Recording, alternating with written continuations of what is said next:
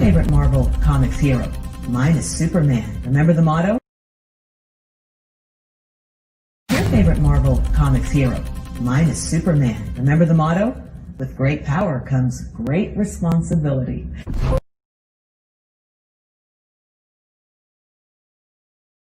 Your favorite Marvel Comics hero? Mine is Superman. Remember the motto? With great power comes great responsibility.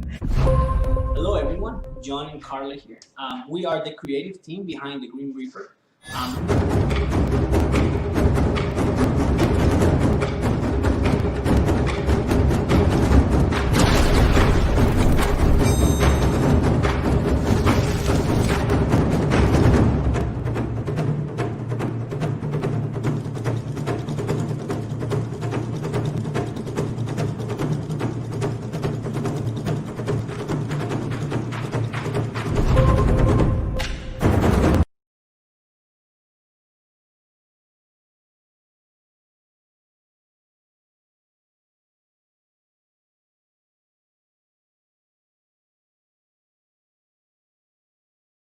The Powerpuff Girls were born!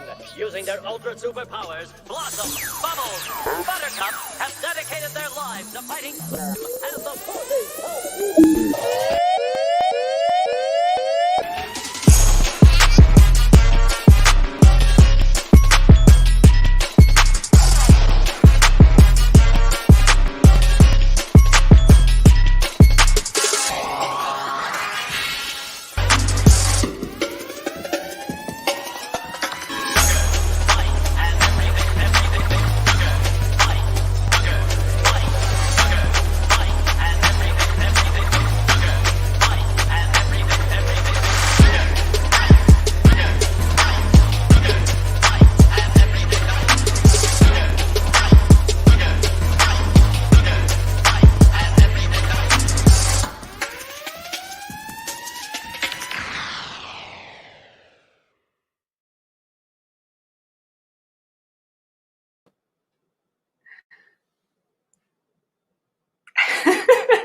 Hello everybody, welcome to the Powerpuff Girls show.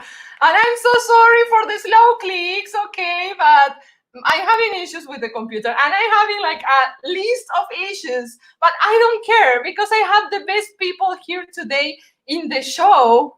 And let me, oh my God, is this working? Oh my God.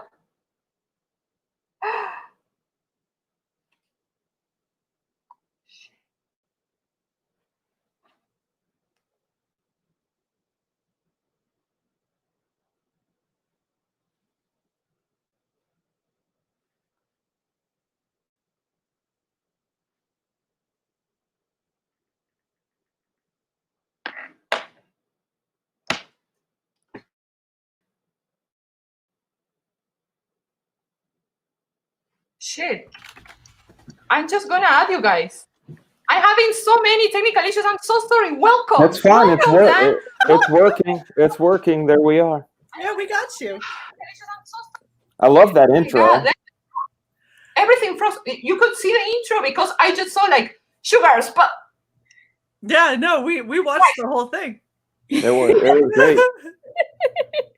so glad It's okay, girl. It's okay. It's okay. Breathe. So we got you, babe. It's not a problem. okay, just hello. Hi. Everyone has to be a boomer at some point, so you're good. No, but it's the computer. It froze. Everything froze. Oh my God. But anyway, we're good. How are you all? Doing great. Doing wonderful. Help me calm down. Yeah. Okay, So we have a pink bunny. Are we not going to talk about the pink bunny we have among us today? The pink bunny is awesome. I am here. And very excited. I love ladies, so it's a wonderful thing. Wonderful thing to be among my favorite, the stronger of the sexes. Oh, The better half. of the world. Dang it. Well, that's a great thing to hear. We have some comment from the beautiful chat. Welcome, everybody. Hello, Red Game. Thank you for the healthy food you're promoting here. healthy. Super Healthy good food. snacks. I know. We have Statistical Zero. Welcome, welcome, my friend. We have Eric Bader. And we have El Guapo, el más guapo de todos los El Guapo. guapo. We have Frogo. And then, what does this mean? It's So- a sound excited kids make, right? Yeah, It's there the you go. sound that Karens make. That is the sound that Karens make. My kids make it when they're mocking each other. All right. Mm. It's a sound of exclamation of excitement, Yeah. but like a beast would make it, like a pig. There you go. Pig, Yeah. like a pig would make it. Yes. There you go. That's it. Perfect. That's I exactly get it. it. Wow. Oh, look it. That's great. My daughter just showed me the bedazzlements have arrived. Yes. Cute. Oh, Oh, they're goodness. Is They're going to be she? going Hey. all along. Is Say she? hi. Hi, sweetie. She's so cute. Oh. Yeah. Wow. And where are you gonna use? Hi, honey. Rhinestones? The bunny suit. I'm going to go all the way around the hood, It's gonna be around the hood, and up along the edges of the ears. Can I have the excess? Yes, you may. There you go. Ralphie's gonna wish that his aunt had sent him that bunny suit. Yeah. Yeah. No kidding. No kidding. I mean, it's a pretty badass. It's already a pretty badass bunny suit, but it's gonna be even better when it's covered in rhinestones and Not Frega's covered, just bordered. That's close enough to covered. And for anyone who hasn't seen on Frega's stream, I'm ensuring that the bedazzlement will continue. Mm-hmm. Those are getting sent out to him today. Those are going to look good. Look, Made with love. Doing this yourself? Yes. I just got a milkshake. Like my mother-in-law and my dad made this milkshake. So Did you hear about milkshakes? Especially your milkshake? It the brings the boys to the yard. it brings all of the boys to the yard. There you go, all the boys. All of the boys. We could teach you, but then we'd have to charge. So. Yeah. Exactly. They're like, it's better than yours. You can teach me, but you'll have to charge. I love you. Isn't there like a rap part in the song? I'm sure there is, but I just remember Khalees and Jake Nava was the director of the music video. Pharrell was the producer. Love that song. Great beat. The chorus, and you can make the rap. I mean, I guess I'd have to make it up though. but we need more alcohol. Alcohol, yeah. All right. Carla. Hello, everybody. Welcome, everybody here. Oh my God, so many comments. I just can't catch up to all these comments. Thank you so much for being here. Chimera says, Fraga is my favorite Powerpuff Girl. Agreed. Oh, sweet. I love being somebody's favorite Powerpuff Girl. That makes me feel great. I don't know what my name would be though. I don't know. I can come up with some racy names, but I don't want to do it. There was a rival one at some point. Well, yeah, Bliss, right? My daughter was telling me there was a fourth one named Bliss. I think so. I'm gonna Google now. So now we're gonna find out. That would be interesting to find out for sure. My mother says, calm down. But my mom watches streams, okay? But she doesn't understand English, so it's all good. I don't understand English myself. Right? Yeah. It's a hard language. It is, because you have words like wind and wind and mooned and wound and bean and ben and there and where and where and there and there and there. All kinds of things that screw us all up. You know? My problem is more like the who's there. Mm-hmm. Yeah. I think about Hola.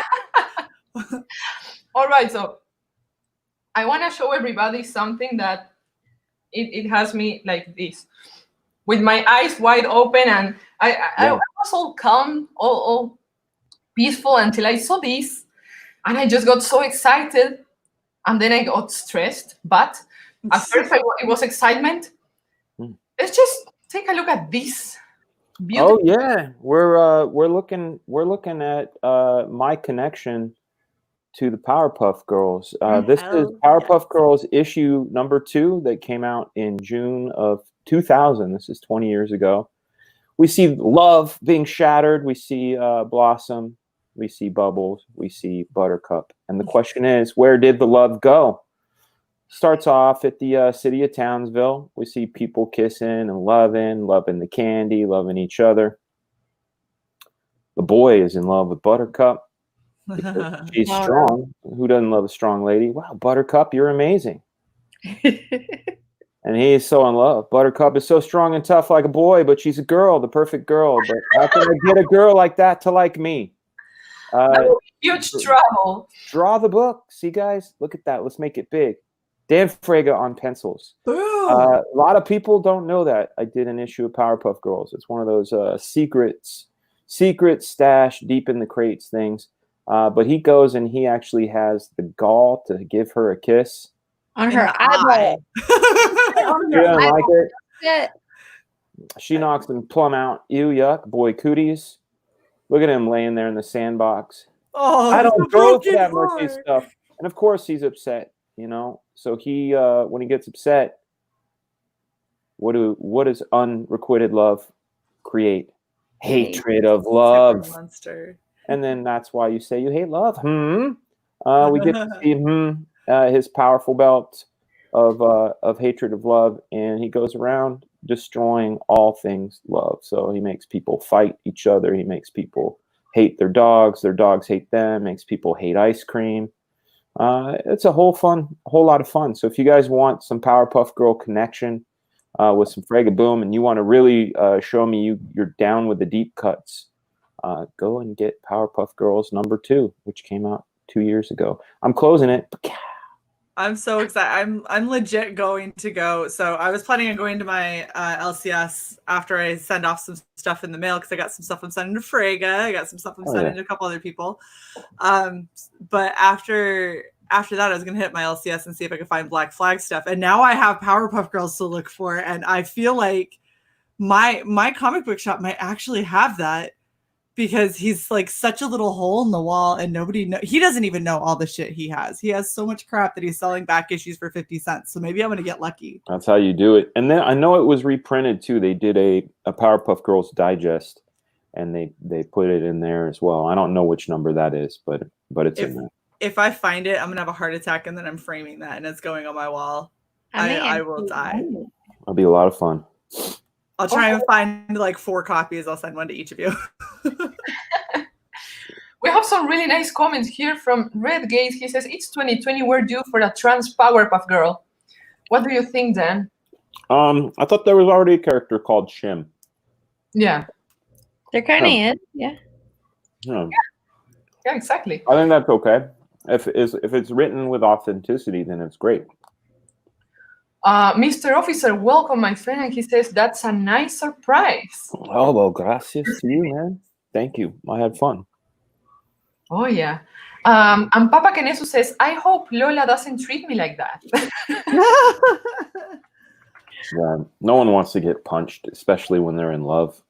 Ew, boys. But how evil do you have to be to make you hate ice cream? Well, I'll tell you, rejection in all forms, whether you're a guy or a girl, especially if you're straight up in love with that other person and you get rejected, it doesn't matter. Everything is bad. Yeah. Ice cream is bad. Happy birds are bad. The world sucks. You just want love. That's pretty deep, you know? It can be. And depressing. Yeah. But do you guys ever find yourselves asking that question now? Where did the love go? Yes. Because it seems like there's so much hate in our world now. It's like, it's a huge mess. Yeah, I've noticed it a lot. And granted, I think a lot of it is probably just my naivete, like slowly dying. Because maybe. In my world and what I want everyone to be happy, and I want everyone to treat everyone with kindness and be genuine. And if you don't like somebody, then you let them know why, and you talk it out. If you can't work it out, then you just go your separate ways. But Why are you being rational? Why are you being? I rational? know. That's incredible to me. What's wrong with you? I a lot apparently in this day and age. Now I've got the Black Eyed Peas. Where is the love stuck in my head? Thanks. Right? People killing, people dying. Yeah, that's it. It's I so don't think hot, the so. eggs are frying. Yeah. Now it's in Where is the love? Exactly. And we feel like Black Eyed Peas. Yeah. Like But I, in verse, you know. my oldest child, she has this thing where she likes to come in and she says, like, you know, you can still love people and not be okay with what they do, but you can still love people. Just love. You know, she just wants everyone to love everybody and be kind and happy and, you know, and from the mouths of babes, right? Like, Yeah. like they just want they want everything to be rainbows and buttercups and unicorns and Everybody wants buttercups. right? Exactly. Everybody does. So like it's just that question, where's the love? It's there. It's deep inside our hearts. I mean, as human beings, I think I don't want to get philosophical or, as Carla says, too deep. But you know, we have fight or flight. Thank you, El Guapo. You know, love to you for that one. But we avoid pain and we go towards pleasure. But also, we are filled with love and we're filled with war. Those are two constants throughout history. I think we just need to focus on the love and the light and realize that, especially in situations like the one we're going through now, it feels like we're being manipulated into feeling this way. Because growing up, I never thought of anybody as my enemy. I never thought of anything that was divisive, that set anyone apart from anyone other than like hard work. You know, there are people that work hard and there are people that are lazy. And that's how I always saw things, is like, if you work hard, then you should, that's why I reject socialism, because I don't feel like someone should sit back and just take a check. I feel like you should earn it, you know, those sorts of things. But other than that, I pretty much feel like everybody is everybody. Yeah. Yeah, pretty much. And you know, with all these things that are happening now, not only like in CG, but also in the world, you know, we have been like sort of like repressed in our homes, like the quarantine. You can't do this, you can't do that, you can, and everybody like, of course, that messes with your stability. Hold on a second, guys. You guys want some cute? Of course. Come here. Here's some cute right here. Oh my gosh! Hello, baby. You say hi. Oh, Say hi. What you eating? You got some crackers? That was the shortest nap ever. Oh my You say hi. gosh. So cute. Say no. Yeah. Hello. When Carla, when are you due? 25th of December. 20. Oh, Christmas. Yeah. Feliz Navidad y cumpleaños. That's awesome. That's awesome. What happens? Oh my god. Oh my goodness, he's the cutest little baby. Yeah, she took a nap only about an hour ago. Usually it goes a little longer than that. Baby. Love you, big girl. She have a Baby. She has a tattoo. That's a tattoo. I did it this morning with a tattoo gun. Nice. Yeah, she's gonna get scapula piercings next. So we're gonna put some. Yeah, I like it. Carla's like, wait a second. Is that Mama holding her? That is Mama. You guys want to say hi? Hi, Mama. Hold on a second. Hey. Well, she says she looks like crap. So look like someone just punched me in the You know what? She's had an allergic. She makes these wonderful tumblers. See these things?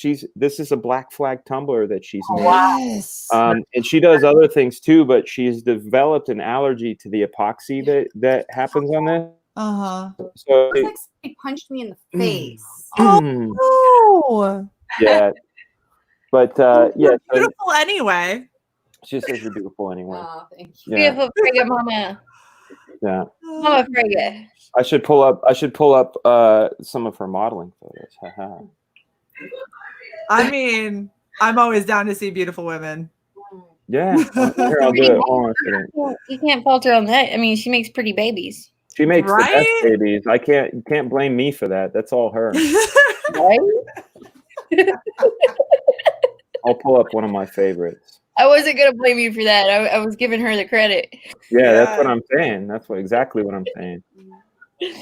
Oh my goodness! I won't. I go to photos. Little baby, so I go to cute. I go to albums. I go to modeling pictures. It's that fast and that easy. Oh, you forgot. Come on now. I just got to find them. You guys got. Oh, here. This one of my favorites. It's her with a snake. You usually don't show your whole family on camera, do you?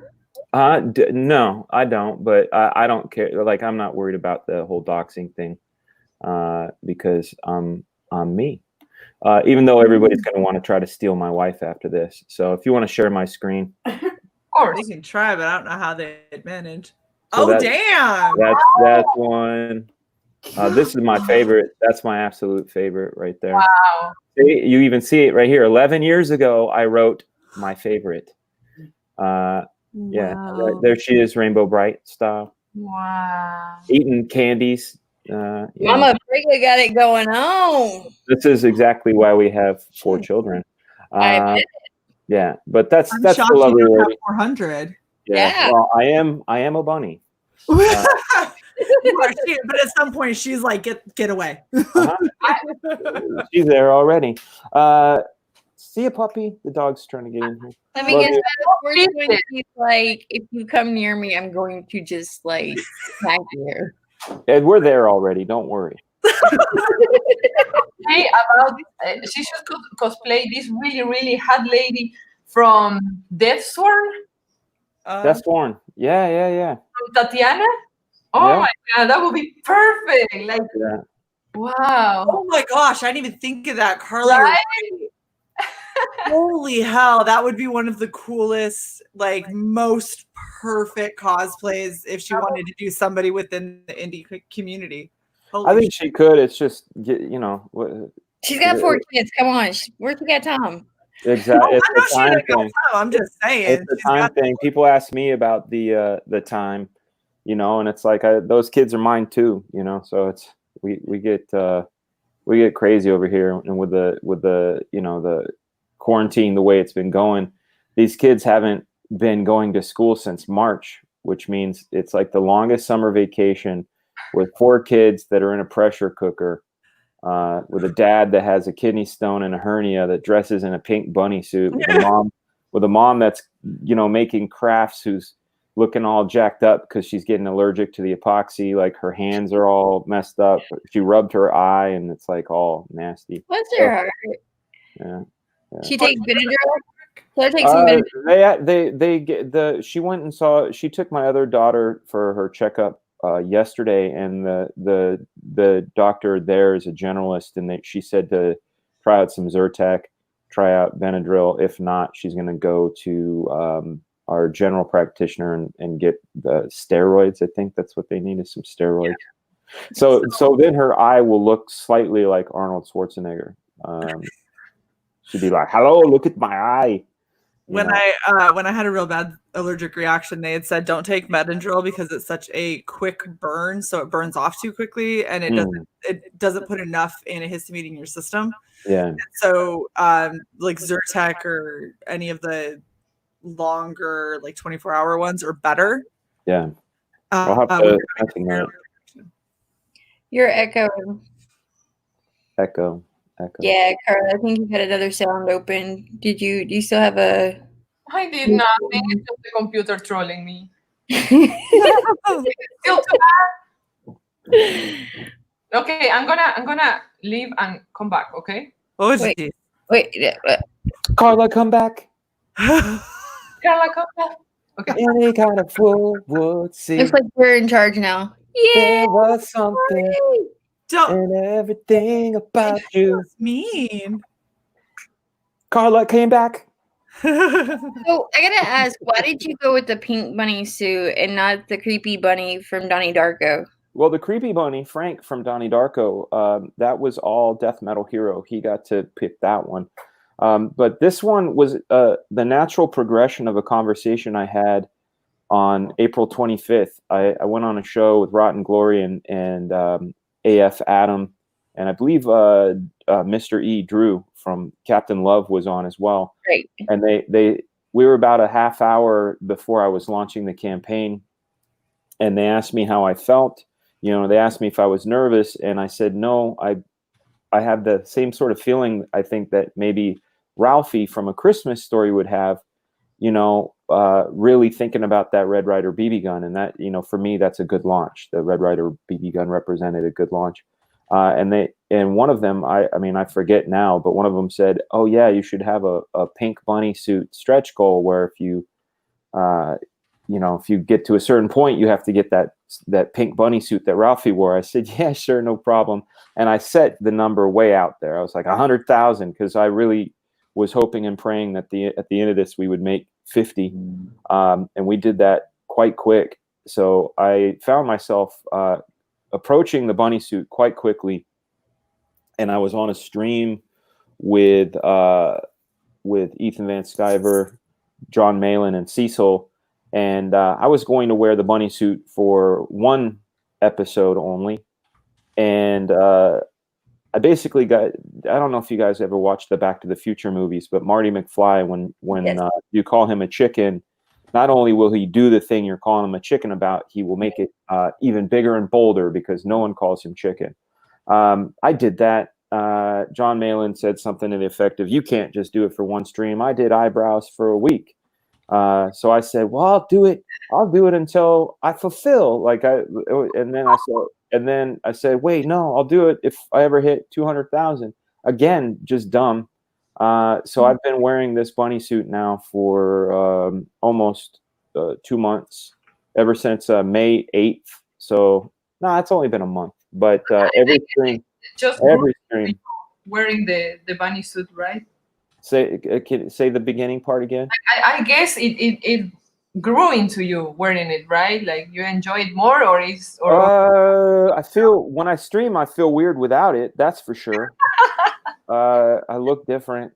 I look like a person. In this, I feel not like a character in that I'm anyone else, but I feel we did. Man, I always do this with conversations. I sidebar, but like, you ever notice when people wear masks, they act a little different, or they act slightly braver? I feel a little more free in the bunny suit. You're an empowered bunny. Empowered by the bunny. There you go. See, you said your English isn't great, but you just outdid me. I said I feel like, you know, whatever, and you said empowered, and that's the right word for it. See? Well, this leads to my next question. Yeah.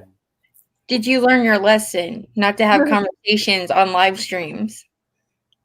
Well, I'm having one now. What are you talking about? No, I'm talking about like saying that you're gonna do something and then setting a goal for it and being like, "Oh, I'm never gonna. Oh shit, I'm hitting that." No, you know, that's the thing is I've gotten myself I don't want to say into hot water. I feel like if you make a commitment online and that people are there, there's even more motivation because you don't want to seem like an asshole.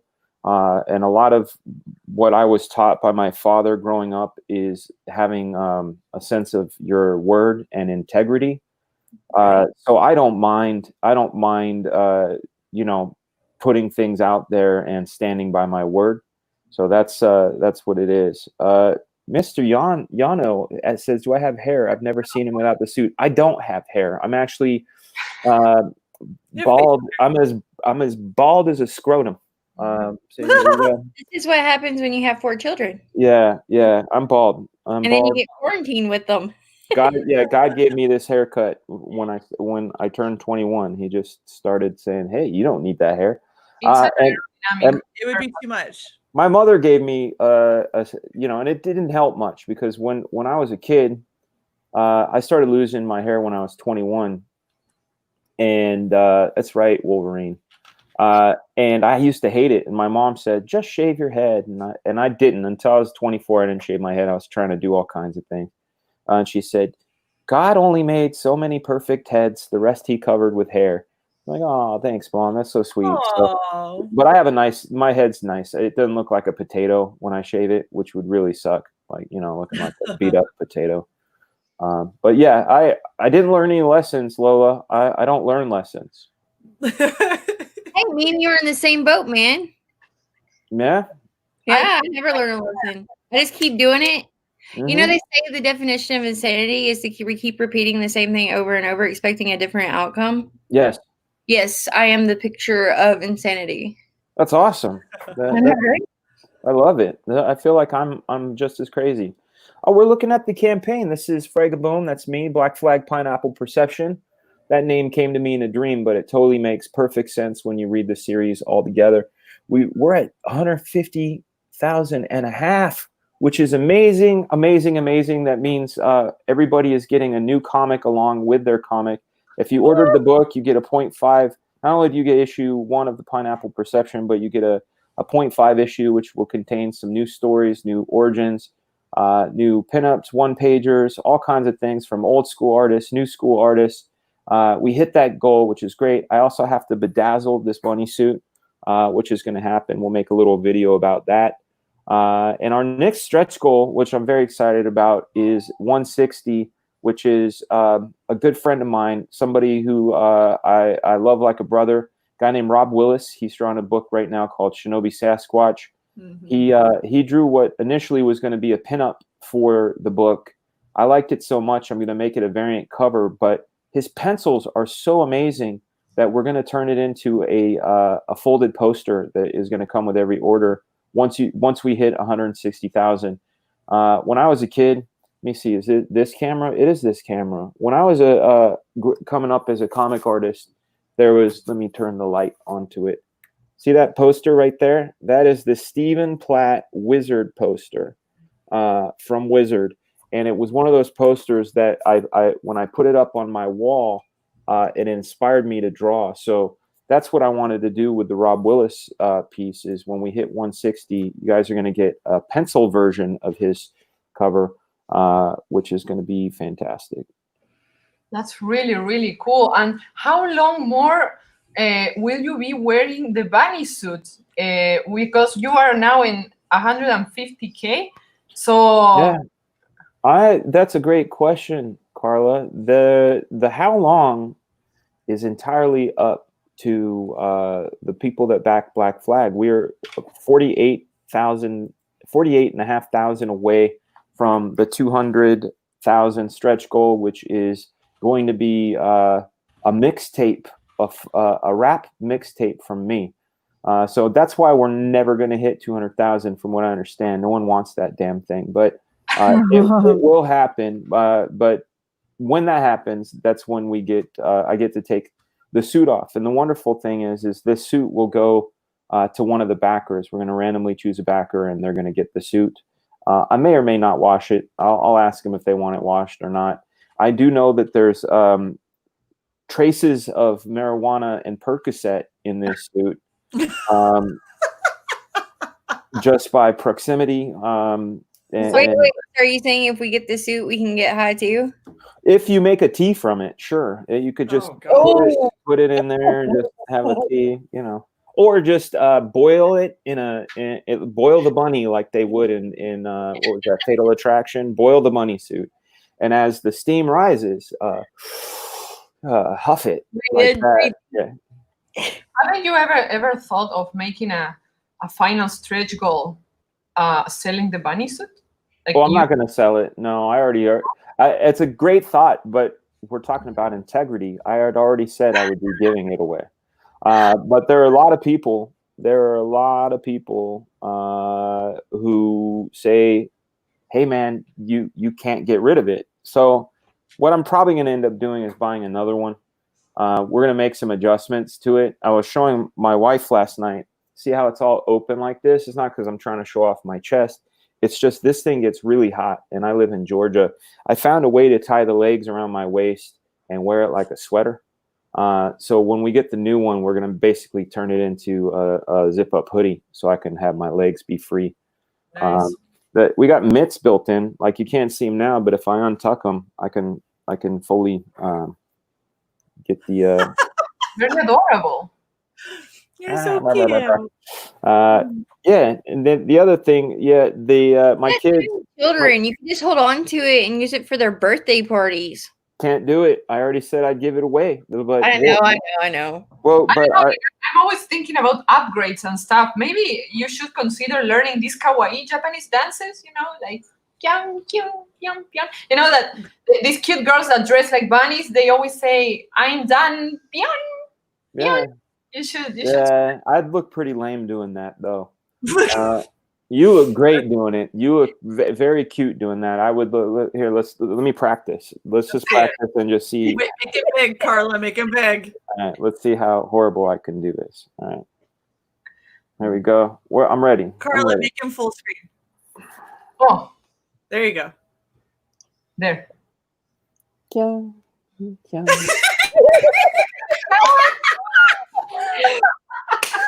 That's the most I can do for you on that That one. was the cutest thing I've ever seen. You're horrible. I get the feeling like FRAGA would be awesome to have at a party.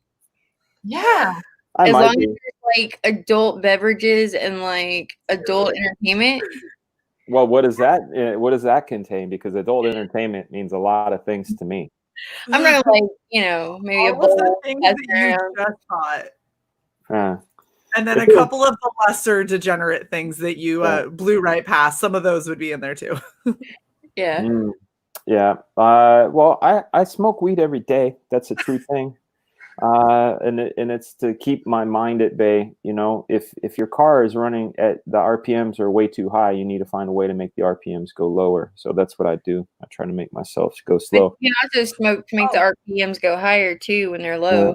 Somebody said, Daniel Jong said, clip it. So I want to say right now to Carla, Lola, and Shay, I'm waiting for the internet to have fun with that one. Well, hey, they had fun with me eating a giant pickle on stream. Oh, good times. And by the way, Carla, where are we with your campaign? Yes, like I was just distracted reading the comments for a sec, and somebody was saying, I think it's Andino. Andino is saying that Shay's diet is hot dogs and pickles, and that's awesome diet. That's an awesome diet.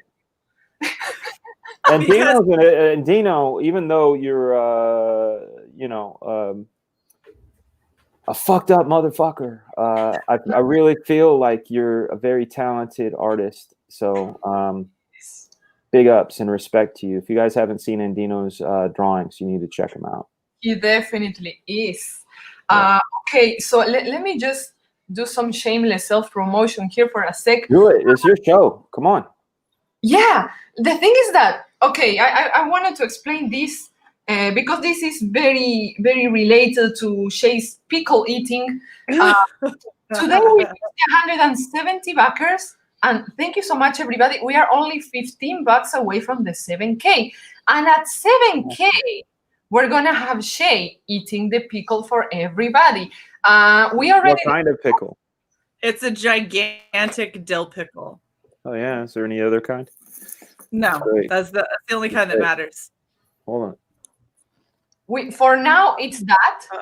Let's see when we reach 10K or something like that. Let's see what Shay can do. But for no, not what can I do. I will take a bite of a giant pickle. Y'all keep trying to up this ante, and I'm not doing it. I heard that thing went deep. So it did. Hey. It was just a big bite. What does that mean? That it went deep? What does that even mean? Everybody's trying to say I deep throated it, and I definitely did not. Yeah, but here's my pickle joke. Is that a pickle in your mouth? And you say, yeah. And I say, but is it dildo? That's terrible. That's a dad joke that you can't tell your kids. It is, but it's hilarious. So, guys, if you feel tipsy, $15 and Shay will deep throat that. I mean, 55.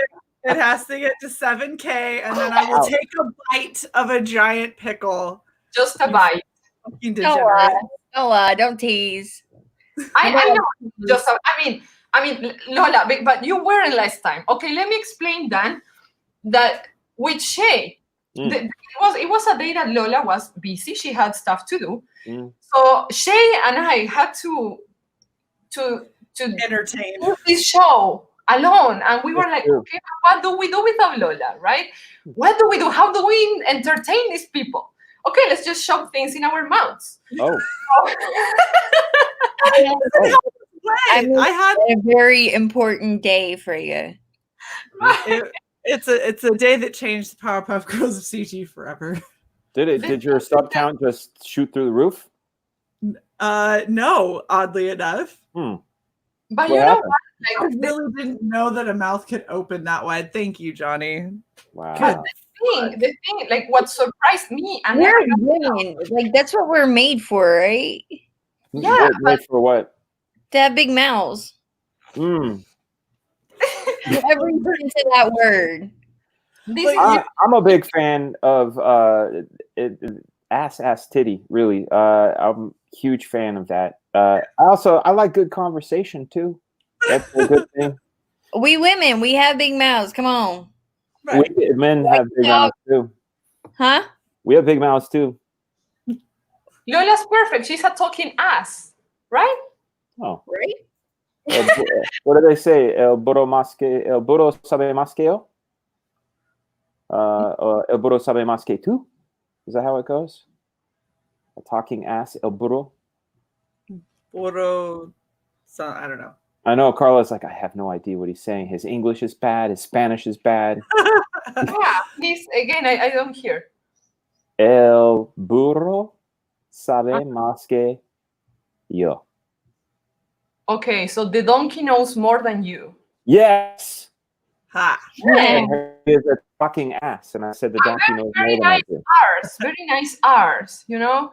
Yeah. So, no, I just wanted to say this. Shay ate that pickle, and she basically shoved the whole thing in her mouth. Okay, Okay. that was impressive. But she says it was just the tip. So I want to know, if that was just the tip, how would it look when she actually eats the whole thing? That's the thing, you know. That's my problem. Like, I'm so happy I have a hernia right now.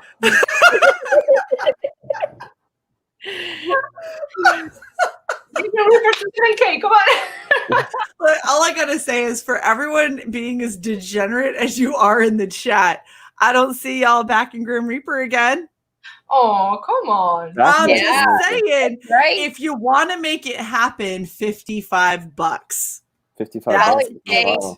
Take It's him to not Chad. Put him on Front Street. Right? Right? Yeah. Oh, I had something to show Frega What is it? if you all wanted.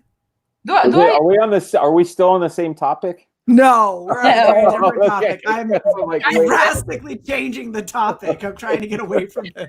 Okay, but then we come back, no problem.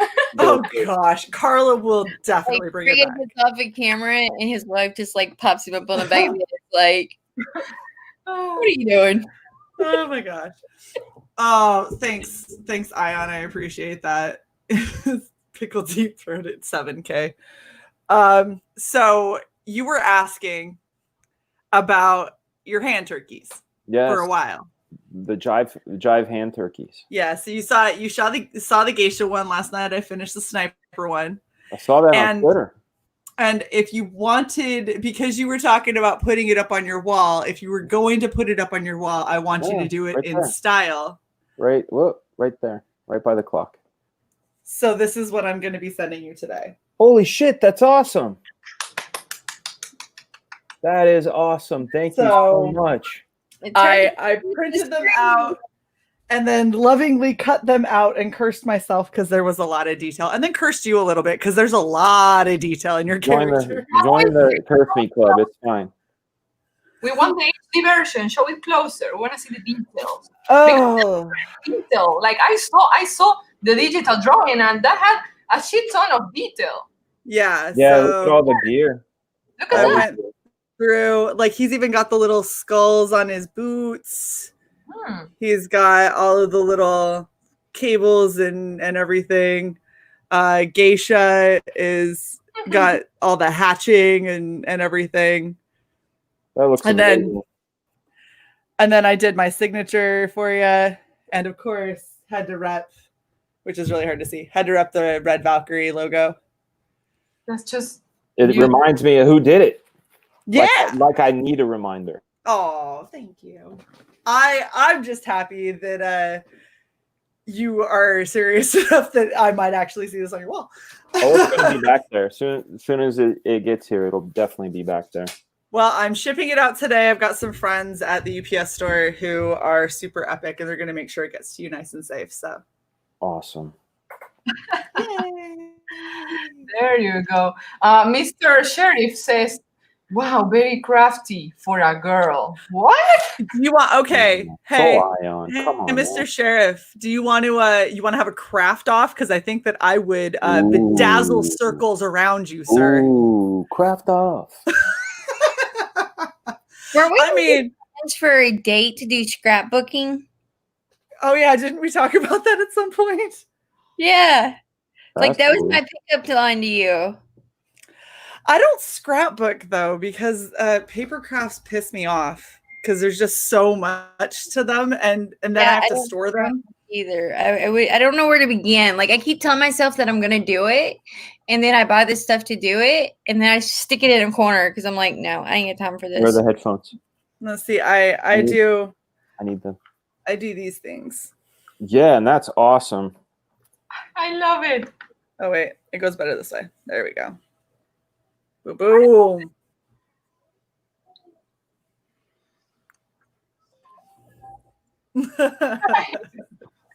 I love that. I think that looks incredible. Here you go. She needed me to pair headphones for her. Oh, no problem. They don't care. They don't care. My kids are like, "You're pooping?" I don't care, Dad. I don't care. I need this to happen right now, Dad. I need this happening yesterday, is what she said. Because the world revolves around them and their world.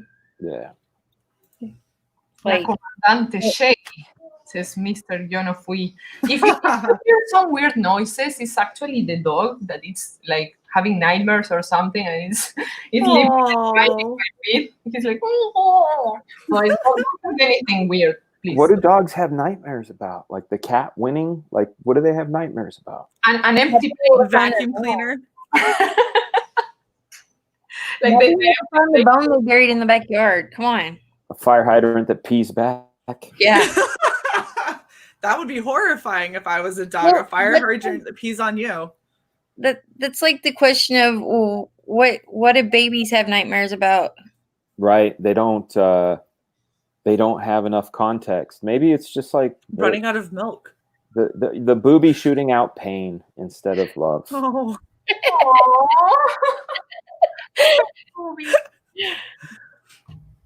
I think they dream about the boob being empty.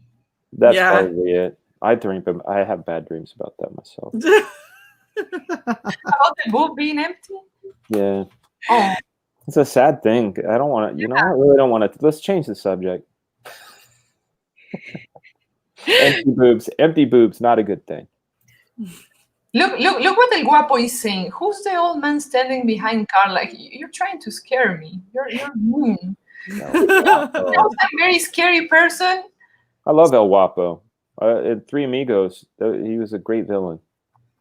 El Guapo's awesome. He's an awesome CG'er. He's been around for a while. Right on. Never getting a diaper change, says. Oh, that would be yeah, it's a good one. That's a good one. What about? Yeah, never getting a diaper change. That would suck. Agreed. Being full of shit. The thing is that you don't always need some visual stimulation to be scared. You just feel scared and you don't know why. That's true. Like when you are locked in a room, everything's dark, you can't see anything, and you're like, ah! because of the anticipation, and you don't know what's going to happen. And now look who's getting deep. But see, I think fear is something we learn. I don't think it's inherent in us. I think it's something that we're taught. I think you're right, because my 1-year-old that you've met, she loves being flopped upside down, and every time I see my wife do it, I'm like, don't drop her. I freak out. But the baby's like, this is the best ever. She didn't care.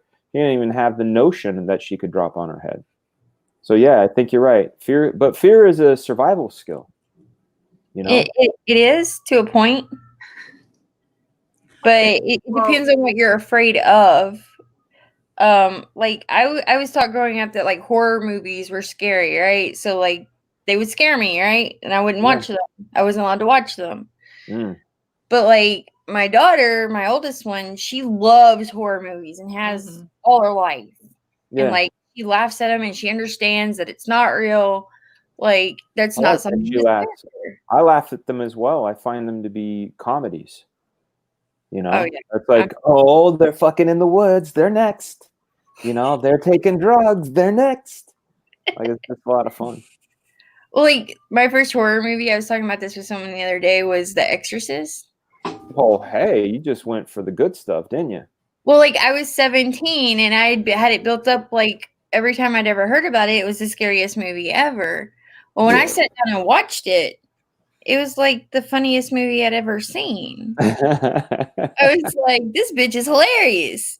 Did you like the way her head was spinning and everything? Oh, yeah. Like that was a comedy to me. So like, I think it's just something that we build up in our minds to say is scary. And then when we actually see it, it's like, I do have to say there was one horror movie from when I was a kid that did scare me, because all the other ones, they seem funny to me. You know, guy with a chainsaw, guy with a knife and a hockey mask, guy with a, you know, Captain Kirk mask on. None of those scared me. But when Freddy Krueger came around, Nightmare on Elm Street, the fact that he could do it in your dreams, that to me seemed more real than a guy coming after me in real life, because in your dreams, that, you know, you're not safe.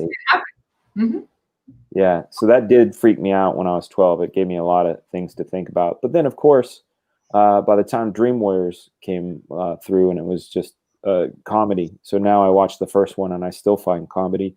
And I'm excited because it has John Saxon in it. And why is John Saxon awesome? Because he was Roper in Enter the Dragon with Bruce Lee. So he was one of the only survivors of Enter the Dragon.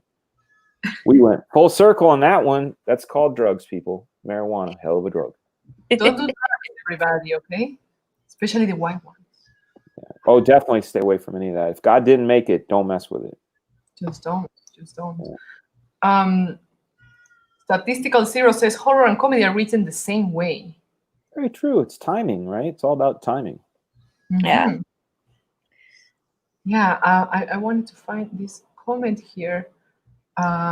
We have this really loving comment here from Poland. I like it. Fraga just brightening up the world one stream at a time. Are you just like trying to make your way around YouTube? Nah, I go where people want me to be. If someone says, "Hey, we want you on the show," and I'm available, I'll come hang out on the show. I love meeting people. Sometimes the bunny suit's off-putting. I do try to spread a word of positivity.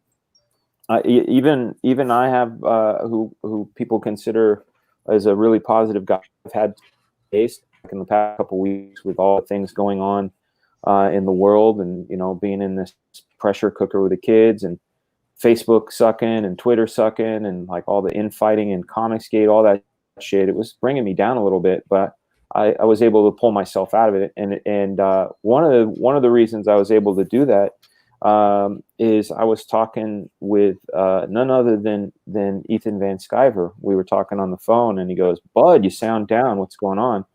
And I told him, I said, all this shit, man, I'm trying to find a bright spot. And he says, he said, "Buddy, you are the bright spot. Don't you understand? People tune in and they find their happiness when they tune into your show." And that affected me a lot. I realized, like, not only is my default happiness, but I also realized that, like, I have the opportunity to bring some bright and happy stuff to other people. So I should be thinking about that. Not woe is me, you know? Yeah, and I think that everybody can see that. Everybody can see that. That's why you're so much appreciated here in Comicsgate. And yeah, like, how cool is that? Like, we can invite you. Like, okay, I know you know Shay, but you didn't know me. No. I don't know if you knew Lola, but you still No. came here, and we appreciate that so much. Like, Of seriously. course, the big love for Shay, you know. Aww. You know, and I got to be on her show a couple times. She's come on my show and talk about awesome positivity. That's right there. So Oh, thank you. Yeah, so yeah, no problem. That's why, like, you're like, hey, you want to come on the show? Well, if she says you want to come on the show, I'm like, hell yeah. And now I hope to come back. I'm hoping I can be I don't know if I want to be calling myself a Powerpuff anything, but you know, if you guys want What about a powder puff? that's even worse. How about squishy fluff or A something squishy like that? fluff. Yeah. We should You know okay. what? I'll make you an avatar like we got up there. Whenever you come on, we'll just pop it down in like the corner and be like with squishy fluff. There you go. There you go. Squishy fluff. You're welcome anytime you want to come. You can come as Dan Fraga or as the Squishy Fluff. Or what if I'm in that ingredient X? What if I just call myself ingredient X? So I like it. Everybody is your Professor Utonium. I'd rather be an ingredient. I'm not an individual. I'm an effect. I'm an effect. Nice. You drop me in the mix and crazy shit happens. I like it. That's always fun. He's everything nice. I don't know about that. I can be some things not nice too sometimes. Oh. Not that I think anybody here has seen. Yeah. No, that's what pillows are for. You scream into them. Yeah. The ingredient, well, Andino, that's what the X is for. That's what Chemical bricks X. are There for, you go. but, you know.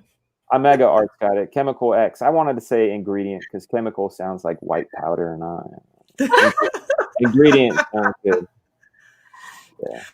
What asks Shay for you? Is Shay drinking wine with her hot dogs? That's my kind of woman. No. I'm drinking Pepsi. It's the same thing I drink like every damn stream. You guys Not are true. killing me. Not true. I'm gonna call you Arizona iced tea. Bam. That's true. I did have Arizona iced tea. Yeah. Recently. And I may have also enjoyed a couple of adult beverages on a couple other streams. There we go. That's how we do it. I was gonna say when you were talking about trying to spread positivity around, I don't watch a lot of live streams. I've got friends that live stream. A lot of the time I'll pop in and like and then, hey guys, I gotta jet out or whatever. And a lot of times I legitimately do because I don't have a ton of time. But when it comes to a live stream that I want to watch, especially if I'm just feeling kind of down, yours is the live stream that I go to. I go and I hang out at Gazing at the Abyss with Lola and Red. I'll come and check out White Cat Comics, or I will go over to FRAGA stream. And check those out. I'm gonna have to check them out. Yeah, absolutely. Red's is hilarious. They talk about Walmart people. So Lola and Red talk about the people of Walmart all the time. I want to go be a people of Walmart. No, you don't. No, you don't. No, but I've been told I need to go to Walmart dressed in my bunny suit on a live stream to buy carrots. I mean, you totally fit in, but especially if you keep the feet tight around your waist, like you've got it now, and that's how you go. The bunnies on his back. He says a monkey. And too tight onesie underwear, right? Like this. Oh gosh. Everybody or just in the hernia truss, because it looks like some weird sort of medical underwear, right? Like just walk around in that. Lord. Everybody, please subscribe to Red Gaze here to watch more from Lola and Red, crazy news, people of Walmart, and the smoothest vocals. Subscribe to Red Gaze. Oh yeah, they have like they read these really cool fanfics because they both have very like voices. So it's an ASMR experience when you hear it. So I totally recommend it. They also like stream very late at night. So it's like, all the atmosphere, you just go to bed, you put the stream and you relax, you know what you have sexy dreams because of the crap that they read. I'm one of those people that makes the people that take a while to fall asleep mad. If my head hits the pillow, 45 seconds, I'm out. I never have a hard time falling asleep. But the second I go down, I go down. It's like I'm a robot. Someone hit the off button as soon as I hit the pillow. That's the good weed, right? I don't know what it is. It's been that way since before I smoked weed. Maybe, like I've said in my stream before, I am weed. Like I think that I go all out during the day. I smoke weed to slow down the RPMs in my head, but Right. there's a lot going on nonstop, and I find the opportunity to sleep the only time I get to not have to be thinking that fast, and it's almost like yay out. You know, it's an opportunity to just turn it all off. Well, that's something I really want. Whiskey does that to me. If I have a whiskey at night before bed, I sleep like a baby. See, I don't have an off switch like that. I don't have something that works every time. And as much as I would like to think that weed might potentially work, I found out recently I'm allergic to CBD, like really, really bad. So won't be trying that ever. Well, now. wait, slow down. There might be some things you can have that are CBD free that have THC in them. In another 6 years. Okay. Oh yeah. I get that. Responsibilities and oaths and things. Yeah. I get it. And not wanting to go to jail or get kicked out. Small things. I want my retirement. Of course. I want to tell everybody real quick, please subscribe to Wildcat Comics if you haven't already. Yes. Please. That was it. Let's go. Please. So yeah. Do not deny a pregnant woman. Yeah. I wanted to tell everybody about my experience. Like I don't know how to smoke. I don't know how it works. Like I just choke. Because I'm asthmatic, so I never like really practice. I never smoked a cigarette or anything. Good. So only twice I had edibles, courtesy of my husband. And like it was a terrible experience because I was I took a shower and I went to take the shower and I don't remember if I already showered or if I didn't enter. Like my concept of time and space was so up. I mean the space, yes, but not the time. Then I was confusing what I was thinking and what I was saying. And then I thought about something and told my husband, that's good weed. My God, that was driving me crazy. And then like I realized, okay, this is because of that. So I'm just gonna lay down and wait until it's gone. And it was like 2 or 3 hours. And it didn't go. Like I was like, I'm driving crazy. This is driving me crazy. I'm just gonna sleep it off. Yeah. Was it an edible that you had? Yes. That's why. That's one of the things that you have to know your milligrams, right? So I know. It was my husband gave me like the whole. Yeah, I know exactly what you're talking about. I had a 100 milligram capsule one time, and I was in another planet. I've done that before, just off of like smoking weed. I've gone to a restaurant, ordered an appetizer. They brought out the appetizer. I ate the appetizer. They took the plate away. 5 minutes later, I say, "Hey, where was that appetizer I ordered?" Like they never brought it. And they go, "Sir," and I'm really serious. I'm like, "No, really, where is it?" And the table's like, "Dude, stop it! You ate it." I'm like, "Oh shit!" So yeah, I've been there. Oh my! You forget that you did anything. Yeah. Not cool, guys. Not cool. Don't do drugs. Definitely not when you're pregnant. Hell no, don't. Oh. Yeah, no. It was like 3 summers ago. I had the best fucking cookies I ever had in my life. I'm just gonna say. Who made them? Me. The woman of the house. Oh, so someone at that house. The woman of the house. Nice. Love it. I love that. Listen, officer. I comb her hair. Let's just put it that way. Okay. Okay. Guapo says, Carla, you're so high. You only think you're streaming, but none of us are real, except the old man behind you. Really nice. I love you, Guapo. I don't care about you trolling me. I still love you. I always love you. There you go. Mr. Sheriff says top tier cookie. Oh yeah. Hell yeah. Hell motherfucking yeah.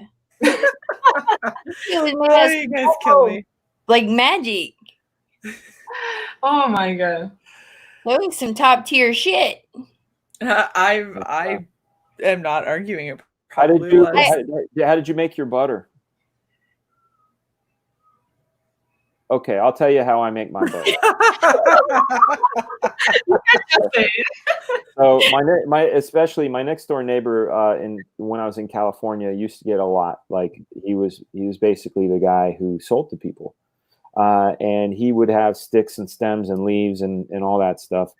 And I'd ask him if I could have it, and he gave it to me at a very small fee. We grind it up, and then what you do is for every cup of water, you have a stick of butter, unsalted. Mm-hmm. Every cup of water, you have a stick of butter. You put all of it into a crock pot. We were usually doing 2 cups and 2 sticks of butter with all this stuff. You put it in a crock pot on low and let it sit there. I like to go about 15 hours. Once you got all that, basically that green soup, when it's all done, it's almost like a mush.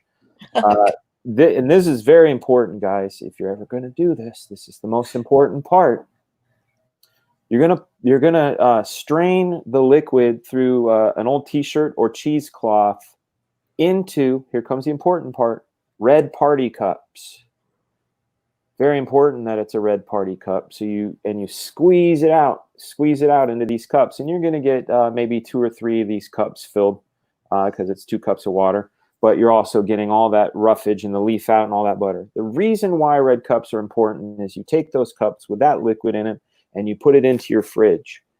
Once all of the ghee and the fat solids rise up out of the water and solidify, you go to the party cup and you give it a little squeeze, and that disc pops right out.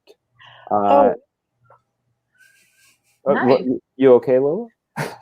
she's like cooking hack. Notes right now. So then I didn't use party cups. I just used like a glass dish. Yeah, but then you got to scrape that thing out, and I know it was a bitch. Yeah, so there you go, magic. You're welcome.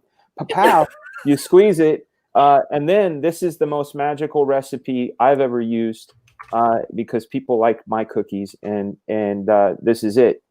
You go and get a box of Quaker oatmeal. On the underside of the lid is a recipe for oatmeal raisin cookies. Follow that oatmeal raisin cookie recipe verbatim, except for 2 things. Number 1, don't use butter, use your butter.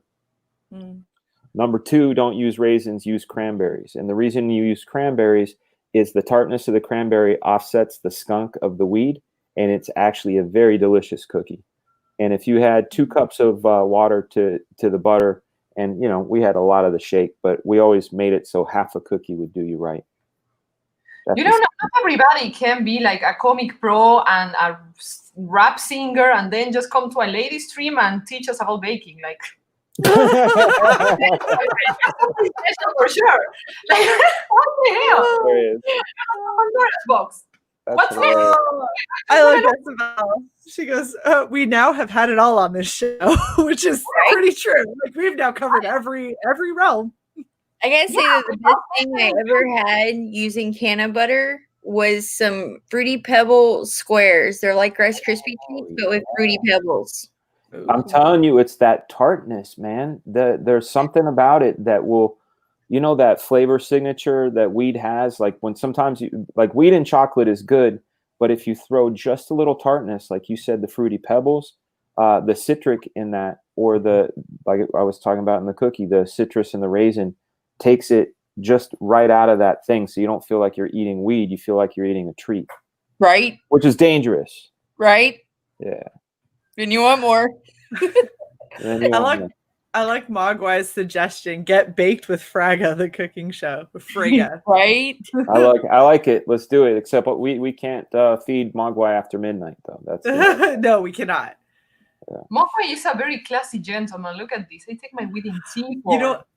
I want to see you in the bunny suit, but with like a giant chef hat, and then have you go over that recipe again. That would be, I don't know. It wouldn't be like if it was a giant chef hat, it would have to be custom. The cylinder would have to be tall enough, and whatever that poofy poof thing is. Yeah. It'd be Or okay. the other solution is just to get a little tiny one that sits in the middle. Either way. Cooking tutorial from Fraga, yeah. That would be cool.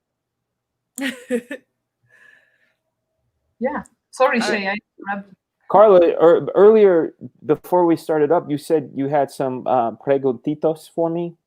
Preguntitas. Yeah, I've been asking you some preguntitas, but like, let's just keep asking personal preguntitas. Just let me know in the chat if you have something to ask this pink bunny here. Now is your chance before we wrap up. Absolutely. But I need some inspiration because they have to come up naturally.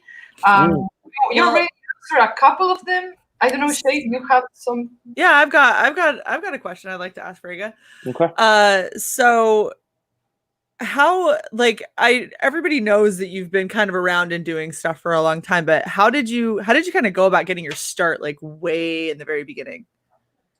Well, how far do you want to go back? I knew I wanted to draw pictures for a living. I didn't know what it was. Originally, I wanted to be a pilot. I lived near an airport. My dad was in the Air Force. I thought, legacy, it was my duty to become a pilot. I loved I loved aerospace. Turned out I didn't have the eyes for it. But the other thing, I knew I wanted to draw, and I was really, really set to it after seeing this cover of Dark Knight #2 drawn by Frank Miller. But we can call that the Stick of Dynamite. But it was not lit. The Stick of Dynamite was the cover of FRAGA-BOOM, not FRAGA-BOOM. I was thinking about the sound dynamite makes when you light it. Dark Knight #2, that was a big stick of dynamite for me. And I knew then I wanted to draw comics. But the person who lit that stick of dynamite was Eric Larson when I was 14, when he told me that I would never become a comic book artist. And I made it my mission to break into comics. I had a TV show. You guys, maybe I can pull it up if you guys want to see it. Let me find it real quick. Because girls like to laugh. That's one of the things I remember about girls. Yeah.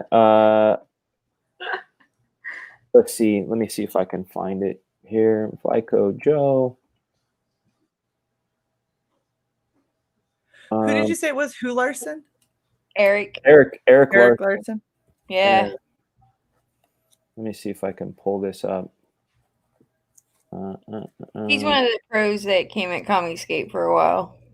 Yeah, he's a one. Yeah, that's the benefit of coming to Comicsgate a little bit later is I got to miss a lot of that particular brand of drama. All right. I've caught plenty. Let me see if we can. This is some cringy shit, guys, but it will help fill in on the question. I learned about the word cringy from my kids. Do you want to share my screen? All right, that's a band. But here you go. Hi, I'm Dan Fraga. And I'm Toby Calhoun. And this is Comic Review for you. So I was up to the show mentioning the comic convention footage. I got all the footage. We got great interviews with Sam Hamm, the writer of the Batman. That's the guy who wrote Detective, drew Detective Comics. And we got Ron Lim. He draws the Silver Surfer and other stuff like that. But that footage won't be till next week because due to editorial difficulties. It was overall great. I saw a lot of titles, many titles there that you can't find anywhere else. Let's see if we can go. So there you go. This is a young me in 1989. There you go. Look at all that hair. It was really funny because when I was taking that camera. Oh my gosh. With Brown, I'm camera shy. No, I don't want to be on the camera. Yeah, that's what he'd be saying. But I got good shots of him. So there you go. And you look so serious. Yeah, I was very serious about it. There are 3 episodes. I did 150 episodes when I was a kid of this show called Comic Review for You. It was live. It was live TV every Wednesday during the school year. After school, we would go and we would do this live show. Like if you messed up, you messed up. It's much like what we're doing now, a live stream. but this was early 1989. I was 15 years old, and I had managed to do a show later that year in November of '89, and we did a whole show about portfolio reviews. I have a question about that. Like, when you were there, like at school, doing this show every day, like very serious, like very, very nice insight into comics, would you ever have imagined your future adult self wearing a pink bunny suit? Never. No, none of that. What's great though, let me pull up another one Please. There's two other ones. Let me see. Flyco. My friend Joe, he owns this comic book store in the Bay Area called Flying Colors, and one of the things that's great about Joe is he is the guy who invented Free Comic Book Day. Oh shit! Like he's the actual guy who invented Free Comic Book Day, and he saved 3 of these episodes on VHS. My mom happened to record soap operas over every episode I ever made. But I was very fortunate that Joe happened to have 3 episodes. One of them, which I'm very excited about, if you can share my screen, I got the super scoop. This is March of 1989. I hope you're ready for this. Real neat comic. It's my own idea, my own drawing. The cover, if you'd like to see the cover, come ask me at school. Hi, Aaron. And let's go to the interview we did on the convention, all right? Live TV. Wow. Don't even know what this is. There we go. What's your name? Sam Ham. So you're the writer and scripter for the Batman movie, correct? That's a fact. Jack. So Detective 600 just came out. How do you feel about the result of it? Oh, I was totally thrilled. It was the first time I'd ever written a comic book, and DC basically gave me a total license to do anything I want. And not only that, but they stuck me with some of the people that I think are the best artists working in comics. Dick Giordano inked it, and the penciler in question was my pal and sidekick, Mr. Dennis Cowan. Here's Mr. Cowan right here. Who also pencils the question. By the question. Good question. Okay, here's another question for you. When is the next time you'll do autographs in this area? Are you going to be at the convention next year? Well, I'm not sure at this point. I hope so. I really like the area. I like Oakland. Nice. What other titles did you do before you did Detective Comics, The Blind Justice? Well, I mentioned the question. I do the question every month. And that's for DC Comics. Also, I did a Black Panther miniseries, all kinds of different comics, Superman story, Dr. Zero. So, how does Dick Giordano's inking reflect your pencils? I think Dick is a master inker, and he captured the mood of the pencils brilliantly. He's All right. So that particular episode, that was the guy in the blue shirt and glasses is Sam Hamm. He wrote Tim Burton's Batman. I did this interview 2 months before the movie came out, so I was able to get that scoop. The other guy over there, Dennis Cowan, he's another amazing comic book artist who I'm still friends with both of these guys. This was over 30 years ago. This is 31 years ago when I did this interview. But long story short, oh, see, now they found it in Toby. Nice. So yeah, good gangsters of moderation over there. Sheriff, Yeah, but so did a whole episode about how to get a portfolio review. So I created this batch of art, and I brought it to another convention called the Pelican, where Eric Larson, Rob Liefeld, Art Adams, Derek Robertson, they're all there, and I wanted to make sure that they could take a look at the artwork and give us a good critique. And this is for my show, because my show is about comics, it's also about the books, about movies. I scoured interview magazines. I did everything I could to get to meet these guys, know these guys, get their their information. This is pre-email. Like I used to call these people up by finding their numbers in the phone book and ask them if they would let me interview them. So Book? what's that? What's a phone book? Yes. Well, you know what a phone book is. That's what your mom hit you with. I'm dead serious. Okay, so check this out, and I'll come back on track. I know I keep going off, but I will come back on track. I would read.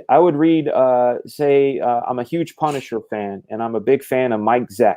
Right, Mike Zeck drew the Punisher miniseries, some of the best shit I've ever seen. I read an interview about Mike Zeck, and in it says he lives in blah blah blah, Connecticut. So I would pick up my phone, dial 555-1212, and I'd say, "Do you have a Michael J. Zeck in blah blah blah, Connecticut?" And they'd say yes. Stand by for the number. They'd give me the phone number. I would call them up, and I'd say, "Oh, hi." I can't do my teenage voice anymore. "Hello, Mr. Zeck. My name is Dan Fraga. I have a show about comic books, and I'm a fanzine." And I had a fanzine too. I had a magazine that I put out in high school about comics. And a lot of times they'd be like, "How did you get my number?" Or like when I met Jack Kirby the first time, I walked up and I just said, "Mr. Kirby, I do interview magazine stuff. Can I have your phone number?" And he just gave it to me. So I always found that like if you ask, you get it. So all the way back around, Rob Liefeld was the guy who did the portfolio review on my portfolio critique episode.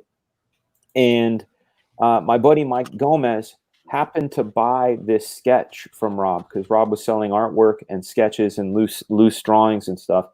And Rob had started working on New Mutants, but New Mutants hadn't come out yet. And my friend saw this really cool sketch of this character called Strife, wanted it, bought it, and it happened to be on the back of Rob's personal stationery.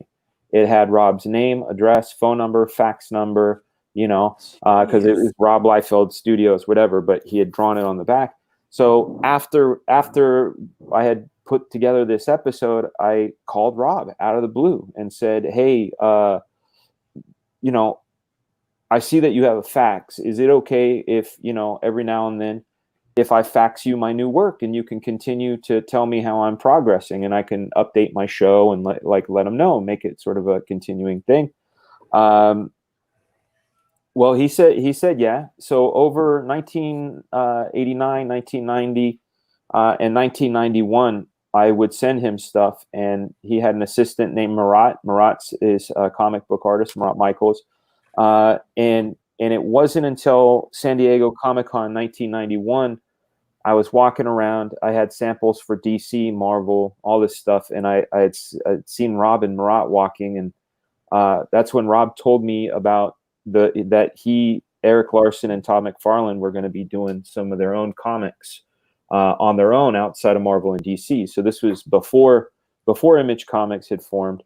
And he told me there may be an opportunity. He didn't promise me. He said there may be an opportunity to do a comic book with them, and would I be interested? Of course, I was like, hell yeah. I'm trying to get into Marvel and DC. They keep giving me like "You're really good, kid, but not quite. Work on your hands." So then I'd work on hands. Your hands are really great. You need to work on your environments. But you like my environment? No, here's another script. Try to do that. So it was a lot of that. So when Rob had said, this thing was going on, I was like, yeah. And that was July of 91. So you go July, August, September, October, November. I got to a point where I felt like everything I was doing was a runaround. I had done, I don't know, probably 70, 80 sample pages and just kept getting "Oh man, you're really good, but not yet." And I felt like maybe Eric Larson was right. So I went down to my local recruiter, and I went down to the naval recruiter and said, "Hey, I'm interested in joining the Navy. If you guys have like an art program where I can draw stuff for the Navy, I think that would be best." Signed up a bunch of stuff. I was supposed to go down to MEPS on a Wednesday to, get the exam and put my hand up and say I swear and give up my freedom. My freedom. Yeah. And then Monday, 2 days before I was supposed to join the Navy, I get a call from Rob Liefeld saying, "Hey, if you're still interested, we would love you to come down and join the studio. But the only condition is you have to like move here." And I was already living on my own. I moved. I think 2 weeks after turning 18, I left the house and just started doing my own thing. I was working as a busboy, working at Diamond, working at American Eagle Outfitters, all at the same time, and doing all those samples. So you can understand why I was sort of fed up. But they offered me the job. I went down in February of 1992 to like scout it out. And then on March 17th, St. Patrick's Day of 1992, I officially moved and joined Extreme Studios. I got the job in December, but had officially moved there on St. Patrick's Day. And it's been strong going ever since. So it's almost been 29 years now. That's insane. Yeah. Wow. When I think it's really interesting. A couple of things is, one, you started kind of the way that everybody hopes that they're going to get, like that kind of Cinderella story where you try and you reach out and you see who's around and who's going to give you a shot, and just over and over again, and then eventually somebody just happens to give you a good break. And the other thing I thought was really funny is 2 days before you were supposed to go to MEPS is when you got the phone call. 2 days before I was supposed to go to MEPS, I found out I was a finalist for an all-girl gaming group. I was one of 3, and I asked them when they knew that they were going to make the decision to see if I could try and put off my delayed entry a little bit more to see if I got in, and they said it'd be at least another 3 months. Oh. And there was one spot and 3 girls. I was like, I don't know that my chances are that great, and the military will give me free healthcare. So I went the other way and joined the military and gave up on being a professional girl gamer. And then a year later they disbanded, so it was probably for the best. But I find that everything is for the best. The way I got into working in Hollywood, becoming a storyboard artist, came out of the same sort of thing where you go, it's not the way I wanted it. We can have plans and aspirations. I always wanted to direct. I wanted to direct cartoons. I wanted to direct music videos. You can see even at an early age, I was doing media, live television, and I was also doing pre-recorded stuff. And I had met this producer, this guy, everybody knows who he is. But back when I met him, he was kind of one of those like, oh, he's cool to know, but no one knew him. A guy, Pharrell Williams. So I met Pharrell Williams, and we were going to do a cartoon together. And I was like, finally, I'm going to direct a cartoon. This is going to be awesome. And then everything fell apart. They decided they were going to go a different way. And I remember being really kind of upset about it. And I just saw El Wapo's comment. That's hilarious. I have 4 kids, man. That's why. I have 4 kids. I'm always going, stop, you, no, leave your brother alone. Stop doing it. Hey, no, don't touch the fireplace. Oh, get the dog away. That's what it feels like. But Pharrell, because he felt bad, introduced me to a director named Paul Hunter. And Paul Hunter gave me my first storyboard job. And then from that storyboard job, it all just got crazy to where I found myself directing 2 seasons of a TV show for HBO, and then going over to Mattel for 5.5 years, working on, Monster High, Ever After High, and doing that kind of stuff. So it's been a wonderful journey, but definitely not one. I can't say that it's gone the way I've planned. It's actually gone better than I've planned. But that's another reason I'm always positive, or try to stay positive, because whether people are atheists or not, I believe that there is a thing called destiny. And we can fight it all we want, but nothing makes the spirits laugh like a person's plans.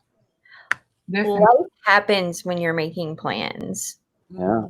That's exactly what happens. Like you have this whole thing planned out. You're like, okay, yeah, I'm never gonna be a parent. I'm gonna, I'm gonna go make millions of dollars doing this and that, and then like, bam, stuff happens right Yeah. when you're not expecting it. When Yeah. you least expect it, you're like, damn, I fell in love. I got married. Damn Now I love. have kids. I hate love. I hate love. It's really it's All a that. matter of perseverance on whatever it is that you want to do, making sure that if that's what you actually want to do, you don't give up on it. Right. 100%. I have a question for Frega. Yes. Okay, so where you started in comics to where it's at now, Mm. how do you feel about it as it's evolved and become what it's become now? I'm so glad for Comicsgate. That's my answer. Is I'm so glad for Comicsgate. I became a big comic fan in '86. I was buying comics since '84, but became like a hardcore fan in '86. Like I said, I read all the trades, and when I say the trades, I mean the interview magazines. You had Comic Scene, Comics Interview, Comics Journal, Comics Review, Amazing Heroes, and that's how I got to understand personalities and like sort of the mindset of what it took to become a comics creator. And it sounded like paradise for me. It sounded amazing. And when I broke in and became part of Image Comics, it was almost like an amplified, more magical version of the thing that I wanted to get into. But over time, I have a saying, the banana browned. It was a lovely green banana, and then it was a lovely yellow banana, and then it got spots and got soggy and squishy, and the only thing it was good for is making bread. But another baking reference for you, Carla, banana bread. Banana bread with a little bit of butter and some caramel sauce. Give it to me. No, I left comics, Lola. I left comics in 2002 to work in Hollywood, and when I left, it had already turned into a place of a lot of gatekeeping, a lot of empty promises, a lot of for who you know. It didn't matter your skill. It didn't matter. Like you would think a guy that could draw, that sold millions of comics, would be the guy you'd want to be on your books, but because you weren't buddies with them, or because whatever it was, it became a lot of gatekeeping. And even still, when you would get a gig, when I was working for Marvel, I drew Wolverine, and I got to be the lucky one that they decided Wolverine didn't smoke anymore, and they did it during my issue. What they did is they took every cigar I had drawn out of the book. They didn't ask me to redraw it. They had the bullpen redraw it. So there's a lot of Wolverine doing this, a lot of him doing this, but with no cigar, no smoke, nothing. So it made him look like he was like doing these gang signs and making weird Sylvester Stallone faces. And then that was one thing. And then 9/11 happened while I was working on Wolverine. And they decided not only do we need to, be respectful of what had happened, we need to make sure we tone down all of the violence in our comics. Meanwhile, Frank Thierry submits this script to me that says Wolverine and his master fight off about 30 ninjas with swords. And I get 5 pages to draw this fight between Wolverine, his master, and ninjas. And I'm a huge Frank Miller fan, and I'm like, hell yeah. 9/11 happens, and I get a memo that is company-wide that says, you're not allowed to draw any exit wounds, no blood. When you see a slice, you can't see the slice. When you can't have any crazy violence, you can't have any outnumbering, like all of this shit. And I was like, wait a second, I just got the dream script of Wolverine and fighting ninjas in a dojo, and I'm told I don't get to show it. That was very upsetting to me. And shortly thereafter, I left comics. And when I came back to comics, I did my own book called The Grave, which was a web comic. And then I did some issues of He-Man for DC. But then when I found Comicsgate and I saw that Comicsgate was about making comics that came from your heart, without any censorship, without any crazy editorial, that you can, think about the customer and think about making yourself and the customer happy through the. Okay, thanks, pal. Said that sounds to me like what I got into it for when I was a kid. When you saw those videos of me as a kid, that what I wanted was Comicsgate. When I was 15, I wanted Comicsgate before Comicsgate existed. I wanted to be able to make comics freely for who I consider my people. And when I say my people, I just mean I'm fan X. I'm fan number one. I make shit that makes me happy, and I know that there are people out there that like the same stuff I do. And that's what Comicsgate is for me. So to answer your question, Lola, there's been a lot of great things. It was awesome, and then it was not awesome, and then CG came around, and now it's awesome again. Right on, man. All of them are a part of what you learn, or some things that maybe you didn't know you needed to learn. And they are part of you now. But going deep again. Yeah. It's true, though. We do that a lot in this show, Yeah. But I don't know, like what you experience, I don't think that would be possible nowadays. I don't know, for starting artists, like, or kids, like when you started, that would be impossible unless you are a huge SJW and you are, willing to do, and also you have to be part of a minority, because my husband and I, we wanted to start like making comics, and we made a couple submissions to different places, and they were like, okay, yeah, I received your script, but are you a woman? Are you Latino? Are you Black? Are you? We are both Latinos, but we didn't want to play that game. Like, we want you hiring us because you like the script, not because you like our face or our, and that sucks big time. So. I don't know how it would be like nowadays for kids that have this dream of, of being comic artists or doing their own comic, and maybe they don't even know about Comicsgate, You ever see that movie Tootsie? No. It's got Dustin Hoffman in it, and he's having a hard time getting work because he's a white man, right? Oh, yeah. And during those times, it was the progressive hire was to hire women. So he said he really wanted the job, and he needed the job so bad because I think he was going through a divorce or something and needed money. So he dressed up as a woman and went to job interviews, and he got the gig. So he had to start going. What was this called again? Tootsie. Yes, I have seen this. Yeah, and so now I'm like, they need to remake Tootsie. They need to have somebody that goes and pretends they're they're trans, that they're of a ethnic, ethnic descent, all these things, and all those are great. But the fact that people are being their hire is based on those things is kind of funny.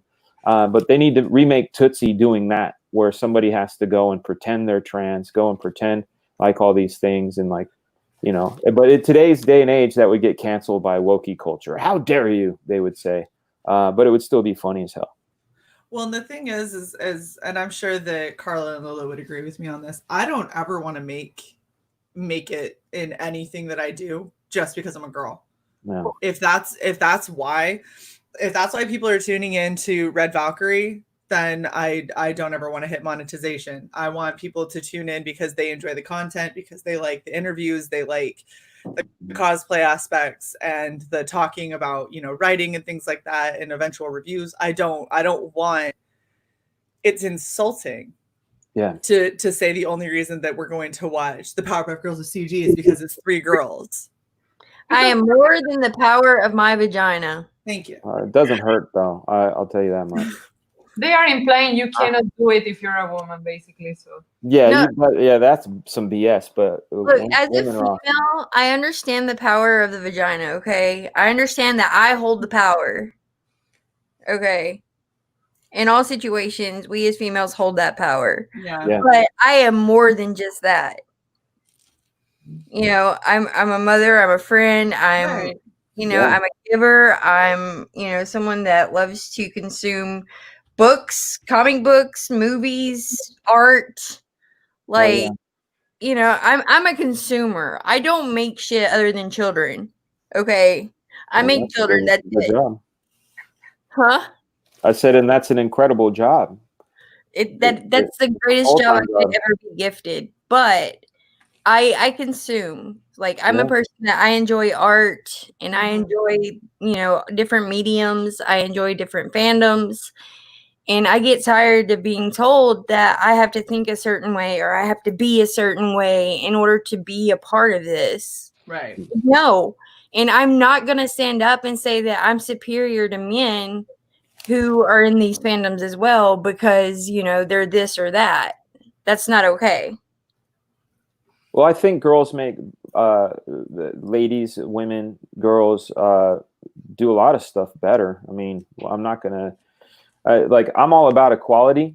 I'm 100% about equality, like as far as work equality and things like that. But there are so many things that ladies do way better than us guys, and there are plenty of things that us guys do that better than the ladies, and that's what makes the world go around. You know, if everybody was like the same, like that would be lame.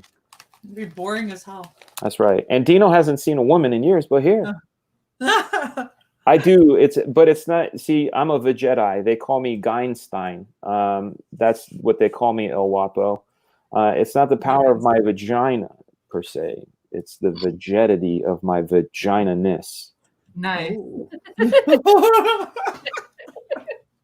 That was one hell of a twist to get there, man. It was. An empowered bunny here, okay? So you're Right? The power of vagina compels you. It compels us all. It does. So true. I feel like I learned so much today. So do I. Dude, this was a really deep stream. I'm impressed with us. We didn't get super degenerate. Yeah, I mean, we definitely need to get the pink bunny again. I'm keep calling the pink bunny, but you already like gave us different names to give you, but I forgot. It's okay. You can call me FRAGA-BOOM. The pink bunny is fine. The pink bunny actually sounds like a Powerpuff character. I like the pink bunny. You know, I like Pink bunny is great.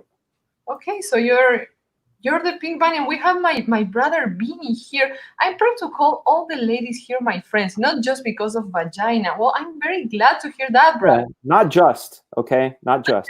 It's just but it's in there, okay? It's in there. just one of the things, but there are more, of course.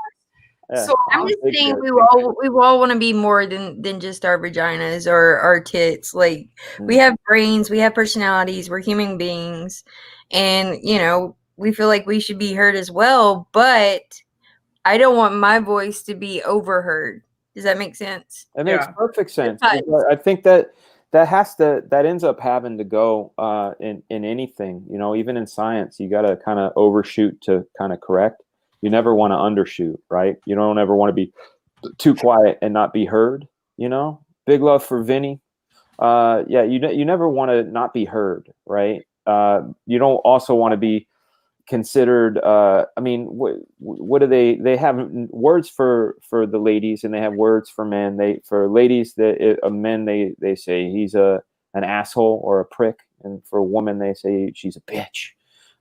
You know, but over asserting yourself it doesn't matter what your sex is just too much, you know. But sometimes you have to course correct. And hopefully we'll get to the point where we're all kind of course corrected and people are getting along. But like I was saying earlier in the show, I think the divisiveness is very purposeful during this election year. And we should just do our best to love each other and try to find what makes us lovable instead of what makes us separate from one another. All right. Before we wrap up, because I'm very close my nap time. I'm a big baby. Johnny Cage is saying, since Beanie is here, I gotta ask, did Fraga consider twerking it? Since Vinny is here, I gotta ask, did consider twerking what? Because and by the see, I'm gonna get my grandfather was a judge, so I'm gonna get legal on you. What is it and what is twerking? Because twerking could mean that dance that you see girls do. And do you mean my buttocks? The answer to that is no, sir. No, sir. I will not be twerking it. If you mean by twerking, doing my best art ever, and the concept of doing good art, fuck yeah, I'm twerking it. When Beanie got to 30K, that was the celebration. He was going to twerk it for everybody in a spaghetti pit, essentially. So that's why everybody's curious about if you have considered it. Maybe they just want to know, to just taste the waters, you know, what you think about it. Just an honest question, you know, from the crowd here. So thank you, Johnny K. Yeah, that's a good question, but yeah. He rests his case. Yeah, Johnny Cochran should be his new name. Johnny Cage. Everything. Okay, so I want to say thank you, everybody. Thank you, this beautiful panel here today. This was a great show. Thank you, the beautiful chat. I love you all so much. Thank you to all the new subscribers. Thank you for the new backers. Thank you, everybody. Please check out Black Flag if you haven't already, and also please check the Green Reaper too. Also, please subscribe to Red Valkyrie, to Red Gaze, to FRAGA-BOOM. It's under Couch Doodles. Couch Doodles. Yeah. Oh, I just have a quick thing to say. In the Latino, we have a show called CG Latino, and we make a show in Spanish, right? And we were talking about your campaign, and my husband, I don't know, he was reading fast in Spanish and in English at the same time. And he, instead of reading couch doodles, he said cooch doodles. Oh, yeah. I do those too. Then they make a meme of you like a little kitty cat. And in Spanish, when we like are playing or petting our cats or dogs, we say cuchi, cuchi, cuchi. So yeah, you are el cuchi. You're el cuchi in CG Latino. I just wanted to let you know that. There was a song called "Pop That Coochie." I don't know if you know about that song. No, but I want to Google it. Yeah, it's a great song. Yeah. No comment. Yep. All right. I had to bring it into degeneracy at a certain point. You know, it was bound to happen. So this was the least degenerate show we have ever done. So congrats to us. Like I know, right? Those are so degenerate, and this one was enlightened. This was enlightened by FRAGA-BOOM. The light of the pink bunny. You know, this has been like a sort a special occasion. So thank you, everybody, for everything, and see you in the next time. Bye-bye. Bye-bye. Bye.